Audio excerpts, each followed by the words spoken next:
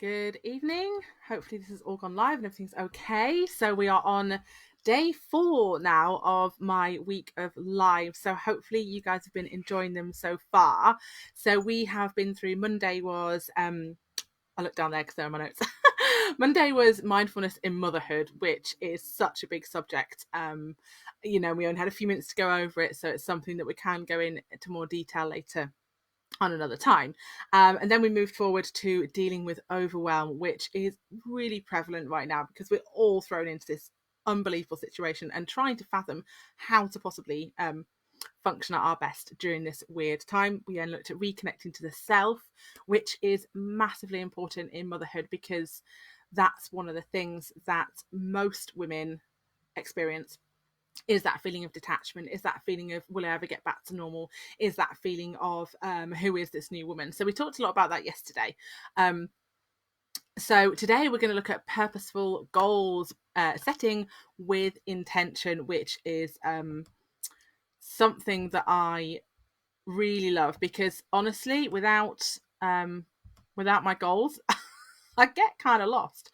And that's kind of the reason why we do set them, is to keep ourselves on track and to make sure that we are, engaging in things that are meaningful and purposeful to us. So today we're going to be looking into what's purposeful and meaningful goals, what they are, and what this actually looks like for you, and how intentional goal setting reduces stress. And by putting some actionable, realistic, and achievable goals into place, you're setting yourself up for that feeling of achievement and that feeling of success, because that's, we all want to feel that, and that's part of our human nature, is to feel like we're succeeding at whatever we're doing. So whether that's, you've succeeded at a really good bedtime, or you've succeeded because you've managed to clear the garden and you've made a really nice dinner that your kids eat. To me, that's a massive success of the day. Another success could be that you start a business or something bigger, but it doesn't have to be big. Success doesn't mean big and millions of pounds. Success can be like you have you've been in touch with your parents via Zoom 3 times in the week. That might be really successful for you. I know that would be successful for me. So, what are meaningful goals? So, meaningful goals are goals that basically hold meaning to you and something that brings you joy. And you do them because you care about them. So, you're doing something because it means something to you. It's really reflective of your core values and your beliefs. And the end result, that means something to you as much as the doing part does. So whatever the end result of the goal is, that bit holds meaning, but also the process of going through that goal with the tiny little action steps, they feel meaningful to you too. So goals that are purposeful are those that have purpose to your function. So that, really simply, they get the job done, and the end result then enables you to move forward. So there's a reason for doing them. There's a purpose. There's a reason. So that's, explained very, very simply. But we all need goals to actually function, and to know that we're working towards doing something, and to know that everything that we're doing is moving ourselves forward in life. So without these goals, we can really kind of easily lose that sense of direction and that loss of time, that structure that we crave as humans, that we're so used to. We're sort of we're grown into a society that has structure from a really young age, and from nursery through to school, through to university, through to jobs, whatever direction you've gone in, there's always this level of structure and routine, and we're so used to that. So when things like this happen, it really kind of can cause kind of havoc within our minds. So yeah, it really does cause that havoc within our brains, because we're actually just trying to figure it out. So what our brains are doing is it's trying to make sense of everything. It's trying to figure out what the next thing is. What's the next goal? How does that fit into my plan? So if we don't have these goals in place, albeit very small goals that just gets you through the morning of the day, then we need to be making sure that they're actually if we don't have those, that's then going to lead to things like stress and it's going to lead us to feelings of frustration, and it's going to lead to feelings of confusion and loss of direction. And it's this particular time right now for pretty much all of us has been such a shake-up that our direction in our day it can feel quite lost, which is why now it's really, really important for our mental health and for our well-being and our family structures and our routines that we do have these little goals. Like I said, they're just little goals, things that get you through the day, things that make you feel good, things where there's a reason, there's a purpose for them. So the other thing to consider is just to, when you're setting these little goals, and we'll look at that in just a moment as well, and I'll just give you some prompting questions to really kind of tease that out of yourself. So when we're setting these personal goals, we really need to make sure that they're achievable and realistic. Because if we set ourselves a goal of going, right, I'm going to climb Ben Nevis, I've never done any walking that distance before, then it's going to be really hard to achieve that. Probably not impossible, but really, really hard to achieve that. So that's just one little example. So if the goal is too big or it's too difficult, we then start to feel disheartened. And then this can lead to things like a deeper questioning of our own capabilities, or even our identity as well. So just for another example there, just like setting out, and I know that quite a few people have done this because I've spoken to people about this, setting out exercise to do every single day during lockdown. So this might actually suit you. This might be the thing. This might be the thing, your main goal. But if you're not used to doing regular exercise and you're doing it because you think you should, then you're more likely to give up, and you're also not going to enjoy it. And if you don't achieve it, then that again is going to result to things like low confidence, negative mind chatter. I'm not good enough. I can't do these things. I never achieve anything. I can never create my own goals. And that's what we really want to avoid, because that's not serving you in any way whatsoever. So, those kind of awful feelings of failure and things like that will creep in, and we really want to avoid that. So for instance, if you were someone who, like myself, enjoys doing yoga, and you wanted to specifically say build up your strength, or tone your core, or yoga for postnatal recovery, and you wanted to create that calm, that inner stillness, because everything's a little bit chaotic right now, you could, for instance, do something like say to yourself, like, I'll do 3 15-minute yoga videos per week.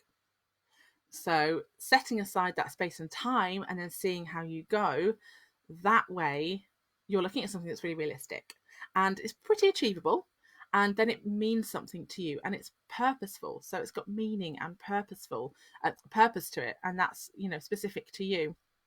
You might hate yoga. Yoga might not be your thing.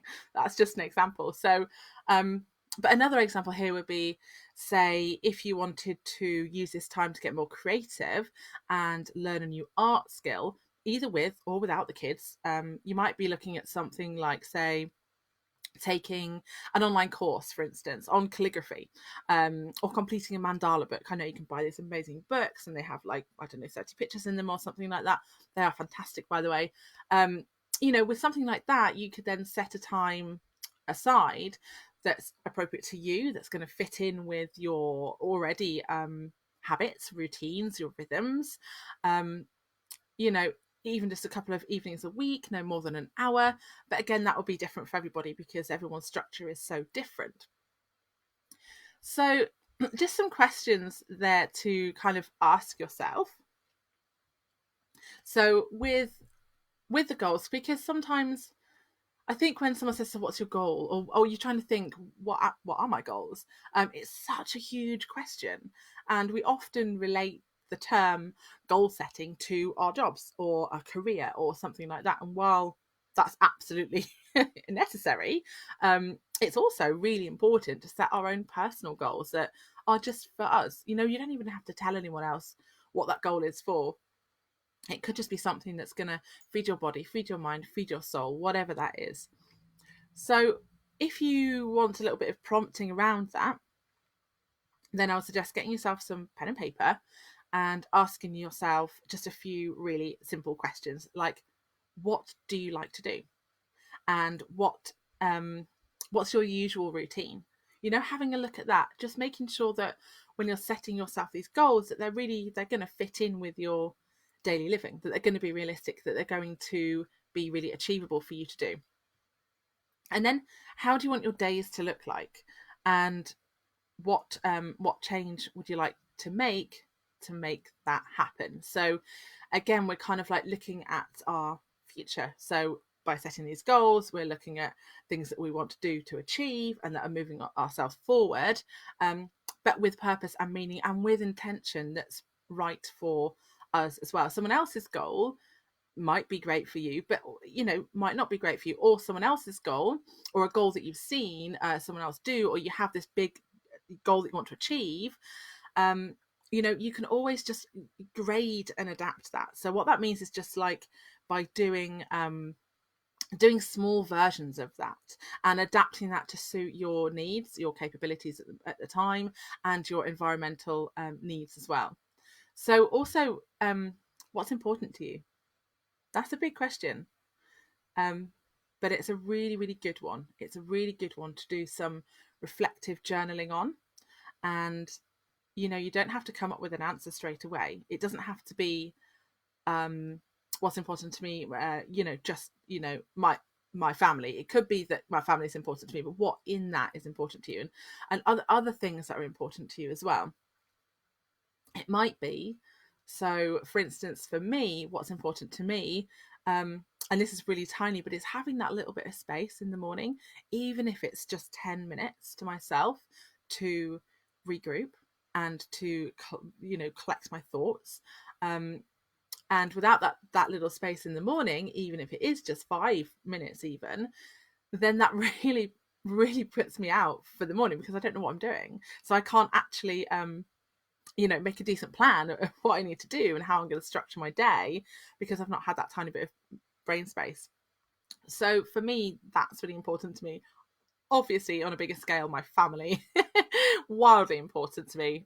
My work, massively important to me. But these are all elements of my identity as well. So that's, you know, this can be a really creative piece for you also. So you can really go down some rabbit holes with these questions about, you know, what do you like to do, what's your usual routine, what's important to you, how do you want your days to look like, and also really importantly, what would you like to change to make that happen? Because sometimes in our life, it's about tweaking those little things, it's about making those little adjustments and then carving out some space, because your goals change, your what you want to achieve changes. And you know, definitely from going from you know, unchild pre-child woman to post-child mother, our goals can differ. They definitely did for me. So yeah, it's about kind of balancing all that out as well. And this is just a really great piece of reflection as well, because actually reflecting on upon where we are in our lives really helps us to figure out what our next goal is going to be and how we're going to get there and how we're going to achieve them. So yes, you know, the other thing is that if your goals are really too easy, then you might just end up feeling quite bored and frustrated, and then you're not making like significant progress towards your desired result. So I hope all that's been useful. So that's a little bit about sort of intentional goal setting.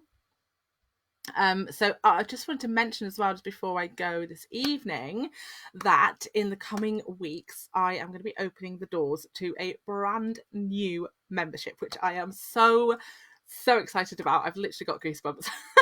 This is going to be an amazing space for mums to be together, to learn together, to grow together, run by myself, occupational therapist and holistic life coach, and I'll be delivering weekly mentoring sessions to help you achieve your goals, and a ton of support facilitating that personal growth and that connection with yourself and with others as well, so that you can be thriving in motherhood the way that you really want to be and so deserve to be also. So on top of that, I'll be delivering monthly workshops, which will be all around, you know, the essence of motherhood and you. It's really heavily focused on a mum's well-being. I have a resident nutritional therapist, a resident yoga teacher, both providing sessions. And each month I have a different guest expert coming in for a live interactive talk. So that's really exciting as well. Plus, there is so much more. Like, we have coffee dates, we've got meditations, mindfulness sessions, and loads more opportunities to be able to work with me at a special members only rate. So if you're keen to learn a little bit more about what's going on there and be on the founders introductory rate, which will only be open for 10 days, then just join my mailing list and you'll be the first to know. And as a thank you, I will send you a super gorgeous, amazing little download gift for you to enjoy straight away. I will put all of this in the information, which will go here or here, depending on where you're looking. It's been amazing to hang out with everyone tonight again, and we will look forward to seeing everybody tomorrow. Stay safe and have lots of loving kindness for yourself. Lots of love. Speak to you all very soon. Bye.